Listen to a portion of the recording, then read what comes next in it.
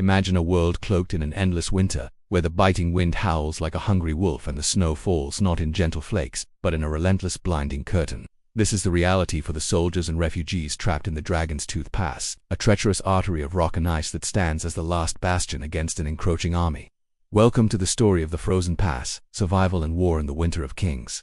Today, we're not just recounting a battle. We're stepping into the frostbitten boots of those who lived it. We'll explore the brutal realities of winter warfare in an age of swords and sorcery, where the greatest enemy wasn't always the soldier on the other side of the battlefield, but the relentless, unforgiving cold itself. The year is 1342 of the Astral Era. The once mighty kingdom of Eldoria is fractured. King Theron, the Lion of the North, has fallen, and his young, untested son, Prince Kellen, now commands the remnants of the royal army. Their backs are against the mountains, their only escape route choked by the Dragon's Tooth, a pass so named for the jagged peaks that stab at the sky like the fangs of a colossal beast. But the pass is more than just a geographic feature.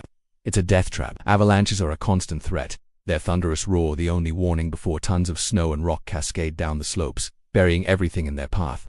The paths are slick with ice, a single misstep sending men and horses plummeting into chasms so deep they say you couldn't hear the bottom. And the cold.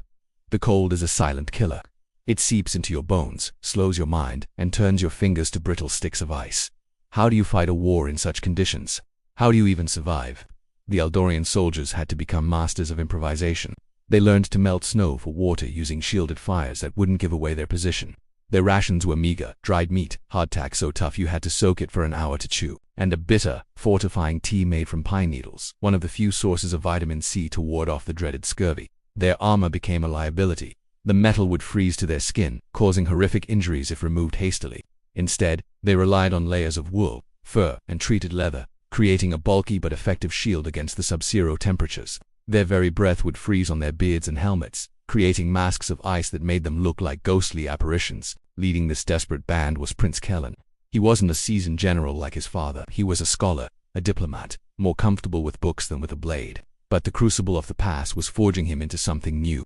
Every decision he made was a matter of life and death. Should they risk a patrol on a day when the snow is heavy, hoping to ambush the enemy, or hunker down and conserve energy, risking being outflanked? Should he distribute the last of the grain to the starving refugees, or keep it for his fighting men? These weren't just tactical choices, they were moral ones. Kellen learned quickly that leadership in the Winter of Kings wasn't about glorious charges or heroic duels. It was about counting firewood, rationing salted fish, and personally checking the sentries at night to make sure they hadn't frozen at their posts.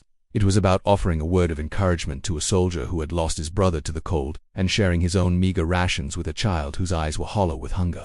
Opposing them was the Iron Host, led by the ruthless General Vorlag. Unlike the Eldorians, Vorlag's army was bred for the cold. His soldiers hailed from the northern steppes, men who saw the winter not as an enemy, but as an ally.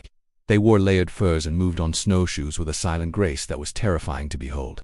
They knew how to build snow shelters, how to hunt the resilient mountain goats, and how to use the terrain to their advantage. Vorlag's strategy was one of cruel patience. He didn't need to launch a massive assault on the pass. Why waste men against fortified positions when the mountain itself would do his work for him? He set up a blockade at the mouth of the pass, cutting off any hope of resupply or escape.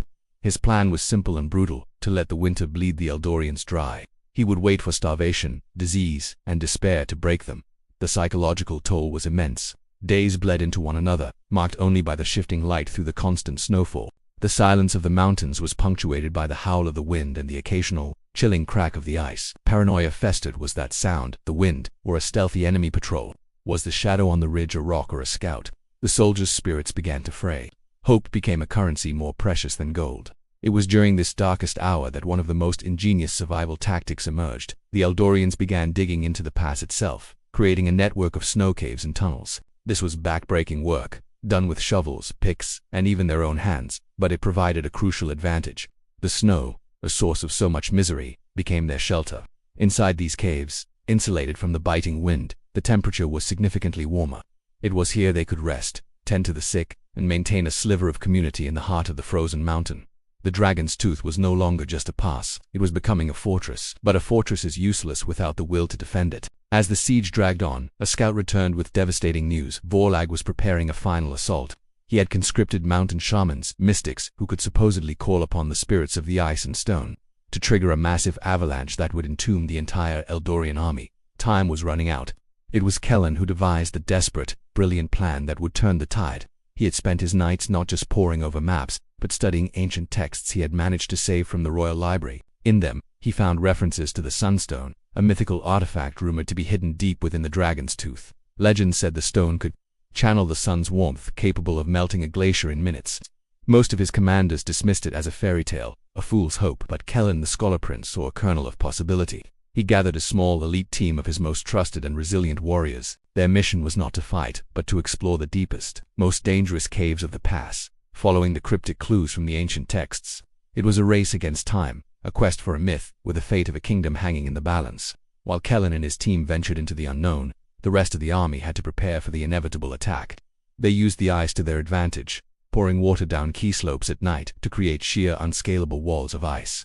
They crafted tripwires and snares, hidden beneath the pristine snow. They were outnumbered and outmatched, but they were no longer just soldiers. They were survivors, intimately familiar with every treacherous inch of their mountain home.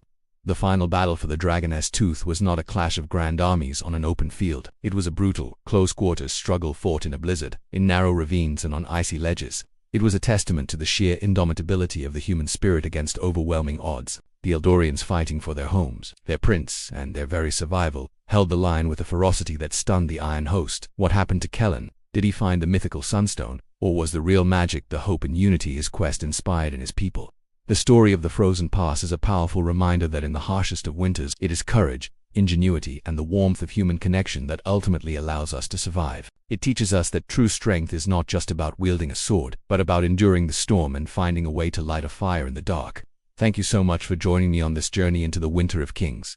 If you were fascinated by this tale of survival and strategy, please hit that like button and subscribe for more deep dives into epic stories. Let me know in the comments what part of their struggle you found most compelling.